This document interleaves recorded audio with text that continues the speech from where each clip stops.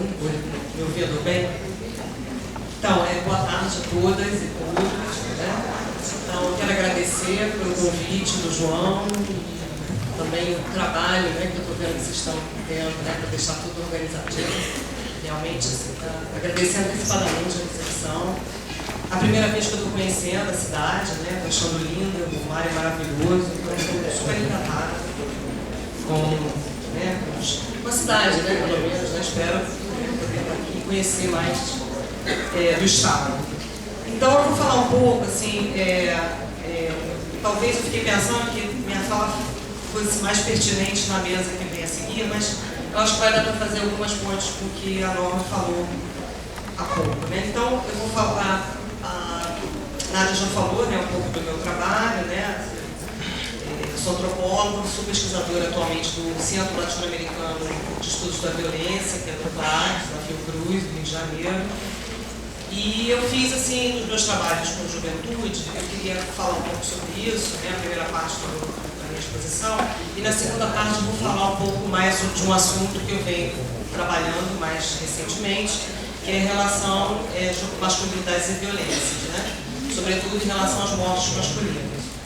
Então eu vou falar, assim, agora um pouco, né, quer dizer, na minha dissertação, eu sempre tentei pesquisar um pouco de estilos juvenis.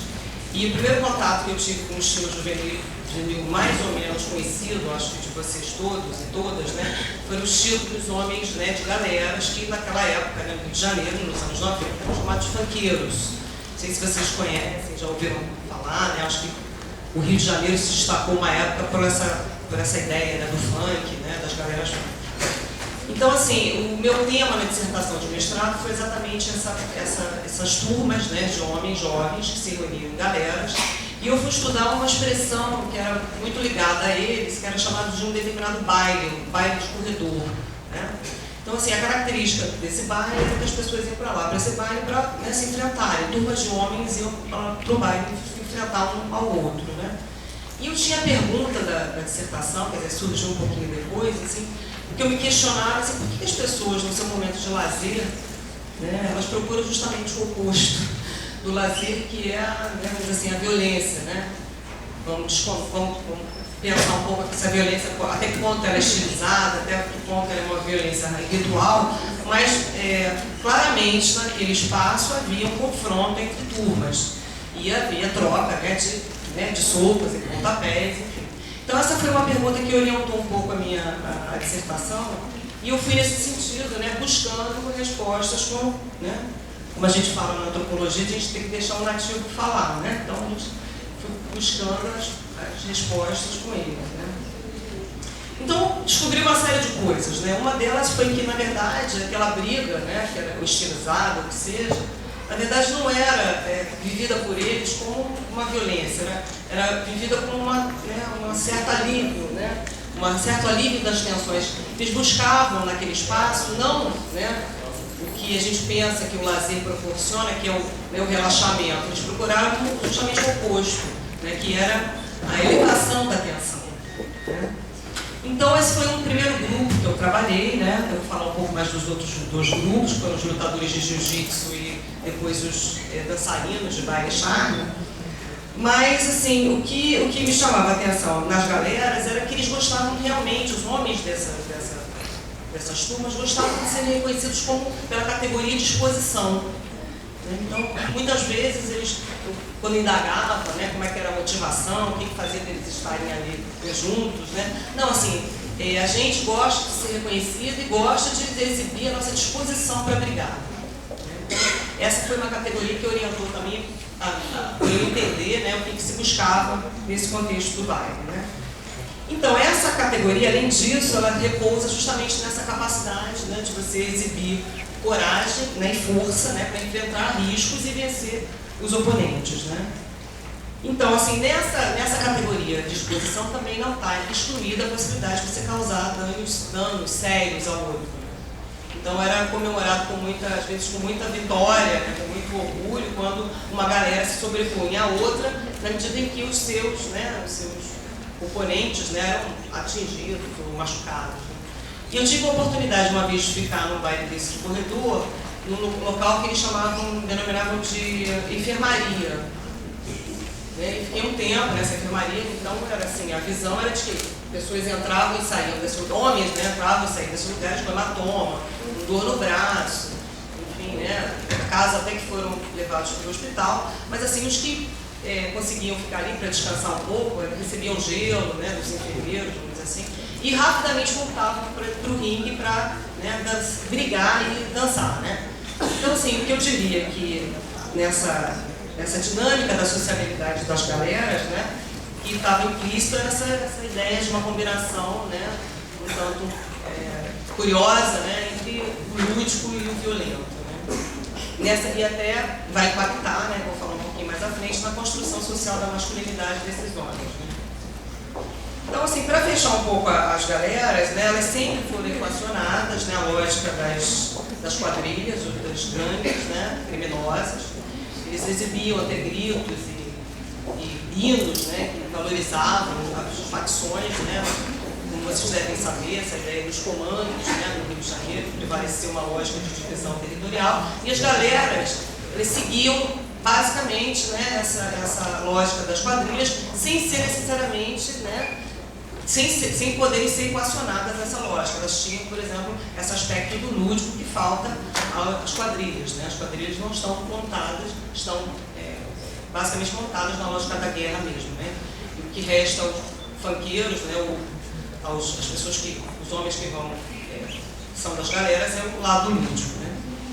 Então, mas assim, isso foi minha primeira aproximação com essa construção social da masculinidade que passava pelo corpo desses homens, né, que se exibiam, gostavam de ser reconhecidos através da categoria de disposição.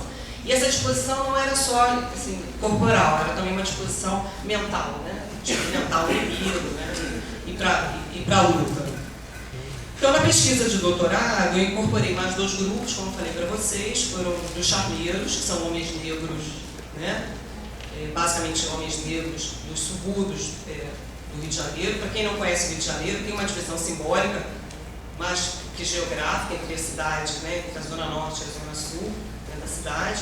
Esses grupos de charmeiros ficavam nessa parte, vamos dizer assim, norte da cidade, subúrbios, né, que é considerada como uma parte periférica, colocando as aspas em periférica, né.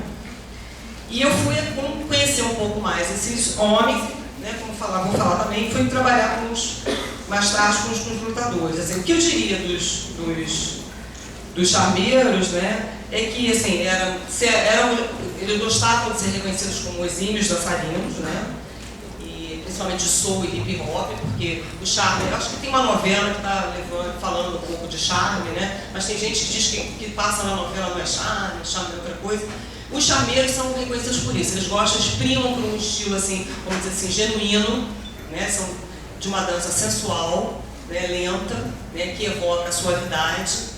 E, né, mais recentemente, tem uma incorporação do hip hop e um grupo dentro dos charmeiros se coloca frontalmente contra essa invasão do hip hop, se ressentem do hip hop, que é um estilo um pouco mais movimentado, e eles primam por essa ideia da suavidade, né? E esse espaço também, esse território, né, do charme, confere a esse homem, né, uma certa masculinidade, vamos dizer assim, um pouco mais cordial e sensual. Né? Eles gostam de ser reconhecidos como homens, né, que são sensuais, né, que usam um pouco...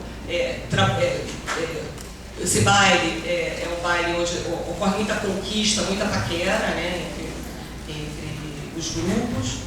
E eles realmente gostam de ser vistos desse jeito, como, né, homens mais sensuais e mais cordiais, né? Integrando assim, um estilo quase que cavalheiresco.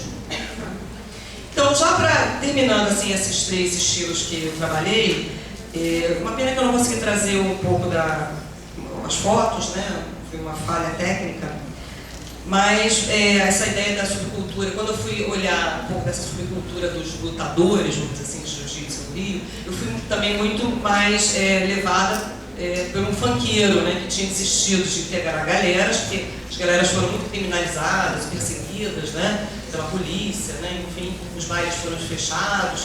E tinha um jovem com quem eu fazia trabalho de campo que ele dizia que ele ia mudar de estilo porque não estava dando mais para ele ser funkeiro. Estava sendo muito perseguido, e então tinha resolvido fazer uma conversão para os lutadores. Isso também porque ele começou a observar, né, que os lutadores também estavam muito em evidência, né, alguns lutadores, vou dizer isso, não são todos, né, estavam muito em evidência, né, nos meios de comunicação, né, porque também exibiam um pouco desse ethos, né, da disposição para a briga. Então, resolveu se converter, né, para um outro estilo, mas com um outro estilo que tinha um pouco mais de prestígio que o do funk. Né?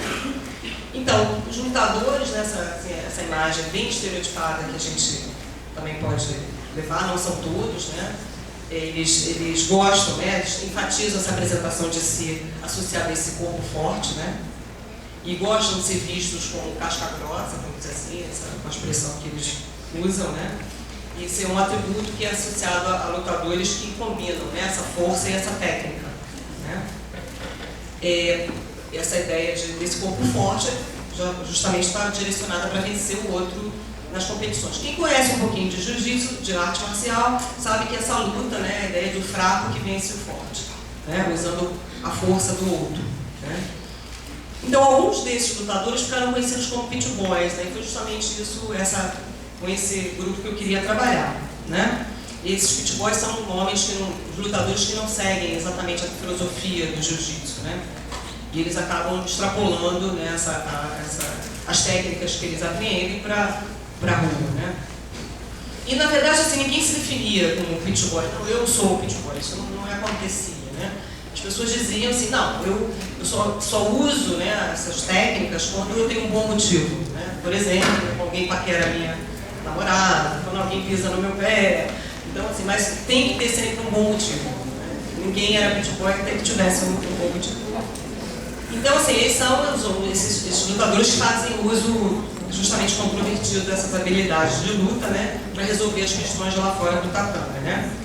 Então, eles ganharam também visibilidade por exibir esse ethos, né, da disposição guerreira, vamos assim, né, e comparecendo a vários episódios de briga, boate, enfim, né, nas praias do Rio.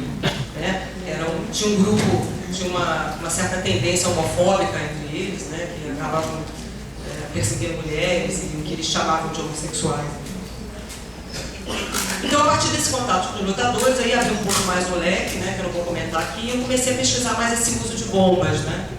Como eu trabalho numa instituição basicamente de saúde, né, então eu comecei a pesquisar esse uso, né, de bombas, né, para fortalecer, né, essa ideia. Isso também me levou cada vez mais a pensar essa ideia da construção do corpo, né, de uma masculinidade que não é natural, uma masculinidade que é promovida através de substâncias, né, androgênicas e esteroides. Né? Agora, uma outra ambiguidade em relação a essa visão, né, uma outra, nem falei da primeira, uma ambiguidade que eu vi em relação a esse corpo, né, é que se fala muito, né, se condena muito esse estilo, vamos dizer assim, guerreiro, da disposição forte dos lutadores, mas tudo que a gente vê em termos de representação midiática, de apresentação de corpos de homens na mídia, são corpos musculosos, às vezes excessivamente, né, musculosos. Né? Então, assim, eu venho trabalhando com esses estilos, né, e mais recentemente, o que vem me chamando a atenção, vou pedir agora o Gilson, né, para começar a colocar um pouquinho do slide, né, do slide, PowerPoint agora. Então, assim, eu venho... Depois eu quero, se der tempo, eu coloco essa estatística. Então, eu não sou dos números, né? Eu trabalho no trabalho de campo, trabalho mais etnográfico, mas eu quis, talvez, iniciar esse trabalho para mostrar um pouco a vocês uma questão que eu venho trabalhando, já começou na minha tese de doutorado, né? Que é essa ideia de várias, né, a despeito de várias fontes de dados, né? De IBGE, DataSUS, Ministério da Saúde mostrarem, né, assim, que a relação entre homens e mortes violentas é um grave problema de saúde pública, né? Isso começa a me chamar muito a atenção de que a morte masculina é um dos fenômenos mais naturalizados, né, que eu vejo, né? Sobretudo as que são decorrentes de causas externas, como a gente chama, que são os homicídios, suicídios e acidentes. Né? Então, isso aí é uma taxa, né, não é muito boa para mostrar, não, mas essa taxa vem crescendo, né, de causas externas. Né? E talvez fosse melhor botar o próximo slide. Então, A gente vê, por exemplo, o homicídio, que está escurinho ali, mas teve um aumento, né, das taxas dos anos 80 para cá. Cada vez mais essa taxa de homicídio vem crescendo entre os homens, né?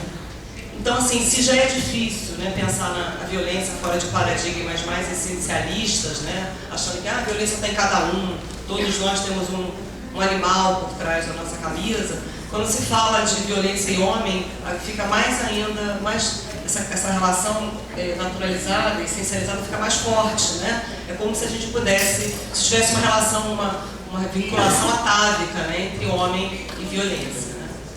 Isso não deve ser nenhuma novidade, né? Agora com a publicação do mapa da violência de 2012, essas estatísticas ficaram ainda mais claras. Né? Então, assim, isso não é só no Brasil, né? Em toda parte do mundo, né? América Latina, Caribe, né? E África, né? Mostra que a taxa de mortalidade entre homens de 15 a 24 anos é altíssima. Né? E essas taxas, segundo os pesquisadores, né, dessas mortes masculinas, são superiores a países em guerra. Então, assim, vamos ver a próxima, deixa eu ver se eu passo mais ou menos. Deixa eu só...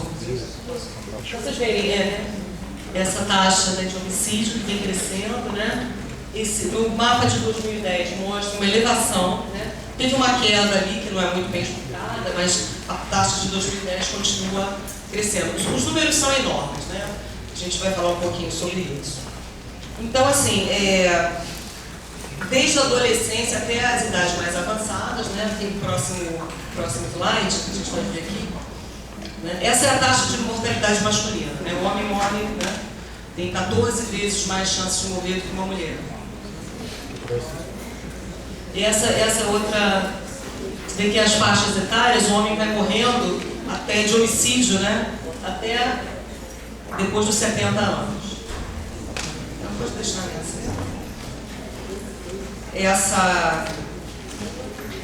essa discrepância, né? Se deve, né, assim, essas alta mortalidade masculina em acidentes, sobretudo acidentes de trânsito, né? E homicídios. Esses homicídios provocados por armas de fogo, né? Então, assim, na infância e na adolescência, essa diferença é pequena, né? Porque a vitimização por homicídio ainda é rara, né? Entretanto, começa a crescer depois dos 20 anos, né? E vai até 70 anos, os homens vão morrendo, né, por causas externas mais do que as mulheres, né? Então, mas o Brasil vem perdendo muito por conta dessa violência, né? E o homicídio é o expoente desse fenômeno. Né? Vocês viram recentemente, acho que tem até um quadro aqui na porta da universidade mostrando também a elevação dessas taxas de homicídio, que são sempre controvertidas. O Rio de Janeiro já teve os primeiros lugares, agora tem outros estados que estão, a Bahia, o Nordeste, enfim. Tem várias explicações, vamos dizer assim, epidemiológicas, que eu não me sinto capacitada para fazer aqui, mas o meu foco vai ser mostrar mais realmente esses dados da mortalidade masculina, né? Então, assim, essa alta taxa representa, em termos de saúde pública, um grave problema, né, social, porque além da família perder, né, um ente querido, né, e perde muitas vezes o provedor, né, dessa família, a sociedade tem que investir cada vez mais no tratamento médico hospitalar, né? E, basicamente, essa ideia do desequilíbrio populacional entre os sexos, que tem sido agravado pela essa mortalidade crescente, né? Então, assim, abala a estrutura familiar, né? As mulheres, né, que ficam com as crianças, né, com os filhos, acabam se sobrecarregando, né? Há uma escassez de parceiros masculinos em potencial, e isso também tem trazido uma transformação cultural, né, entre algumas mulheres, sobretudo pelo que a gente vê em termos de agregado, né, em termos mais gerais, né, uma aceitação de padrões conservadores nas relações afetivas sexuais, né, vamos dizer assim, o feminismo avançou, mas o machismo voltou com outra cara, né, que, né, as mulheres, né, hoje compartilham com mais de um parceiro, né, vamos dizer assim. Um homem pode ter mais de 2 ou 3 parceiras. Isso tem sido retratado, né, assim, equivocadamente, né, de uma maneira até humorada na novela, né? A novela tem um núcleo chato da novela, na minha opinião, né? Esse núcleo que mostra, né, o personagem lá com 3 mulheres chatíssimas, né? Parece que elas vão ficar pobres, agora vai vai ficar pobre, vão morar no subúrbio, aí vai ficar mais engraçado, né? Então as mulheres da classe média não, mas as mulheres da classe popular, é difícil para as mulheres da classe popular ter um segundo casamento após os 40 anos pela falta realmente de parceiros vivos, né? Quando não estão presos ou mortos, né?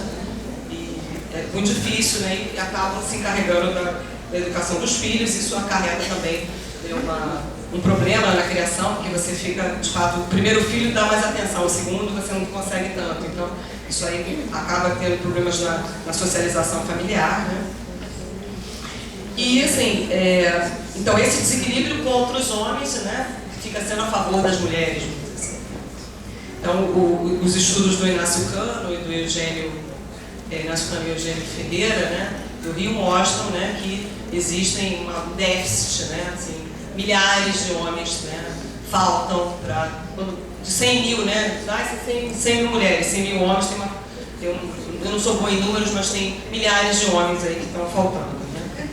Tem essa, popularmente, né, assim, até já caiu no imaginário popular, né? Isso por conta da mortalidade.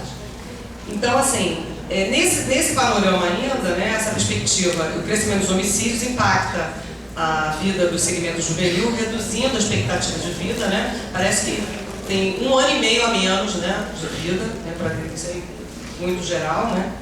E impacta também a vida de determinados homens, né? Não só homens jovens, mas homens jovens pobres e negros. Então esse é o perfil da vítima, né? Porque a gente, quando fala de homicídio, tem vários tipos de homicídio. Briga, crime passional, disputa por território, confronto entre quadrilhas, enfim, tem vários tipos, causas e etiologias do homicídio. Mas tem uma questão que une tudo isso, que é o perfil da vítima. O perfil da vítima, né? Normalmente também os protagonistas dessa história do homicídio, né?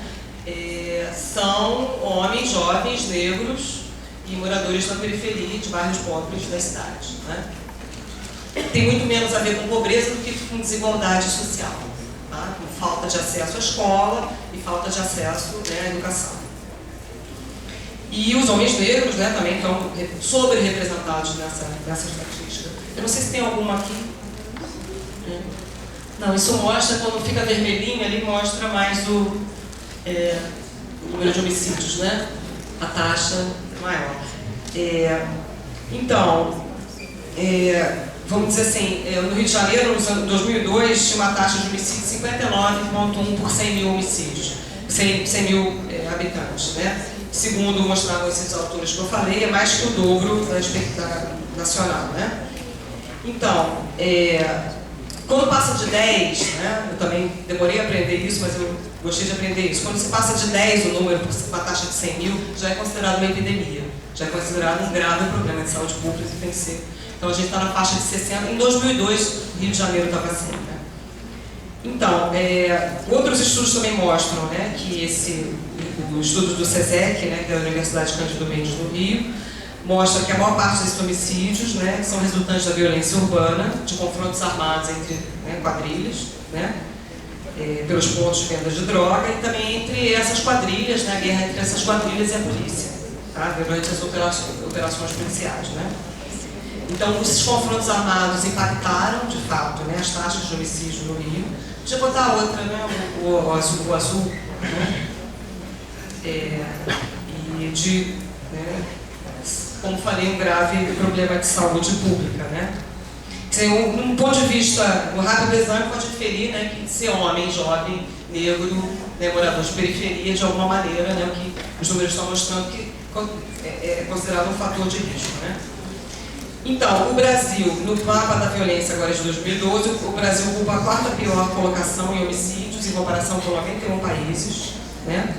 Nos anos 80, a taxa de homicídio era entre 0 e 19 anos era de 3,1 para cada 100 mil habitantes, e nos anos 90 pulou de 7,7, chegando em 11,9 em 2000 e alcançou 13,8 em 2010, né? Então, a taxa de homicídios em 30 anos cresceu em torno de 146%. Como falei para vocês, né, quando passa de 10 já é considerado uma epidemia, né? Os indivíduos do sexo masculino, como falei, representam 90% desse total. 9 em cada 10 assassinatos nos últimos anos tiveram mais vítimas masculinas. Tá? Então, o que eu vou fechar aqui um pouquinho, porque eu já estou vendo que a Nádia já está preparando um bilhete para mim. Né? Então, o que eu por trás de todas essas questões, né, ou como questão de fundo, que a gente pode discutir aqui, são essas versões culturalmente prescritas de masculinidade. Assim, de fato, não há um estranhamento. Né? Quando morre uma mulher é muito mais difícil. Eu vi, por exemplo, no Rio, né, morreu uma policial estava trabalhando, enfim, foi atacada lá durante um confronto com polícia e bandidos. Foi uma comoção muito grande, né, de uma policial mulher, né, como que uma policial mulher morre. Isso, né, quando se trata de homens, assim, nós naturalizamos, né, isso é uma questão talvez tradicional a longo prazo, né, para se repensar. Né.